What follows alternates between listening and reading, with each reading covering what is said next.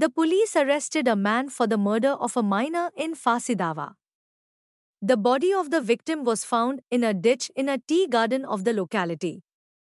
The police, after a thorough investigation, arrested the accused, who is the uncle of the victim.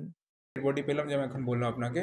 তো ওটা করার পরে আমরা immediately ওখানে একটা রিজনাল ফরেন্সিক সায়েন্স ল্যাবরেটরি আছে যে জলপাইগুড়ি, ওখান থেকে ডেপুটি ডিরেক্টর এসে উনি পিও ভিজিট করেছেন, কিছু স্যাম্পল কালেক্ট করেছেন। ওনার রিপোর্ট এখন অবধি আমরা পাইনি, কিন্তু পাবো কিছুক্ষণের মধ্যে।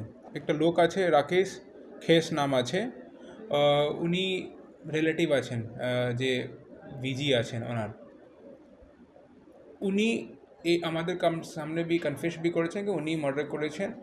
রেপ ঘটনা আমি এখনও আপনাকে বলতে পারবো না, যা অবধি আমি পোস্টমর্টম রিপোর্ট যেভাবে কালকে বলেছিলাম, আমি পোস্টমর্টম রিপোর্ট পেলেই আমি বলতে পারবো কি কোন সেক্সুয়াল অ্যাসল্ট কি ঘটনা হলো কি না হলো।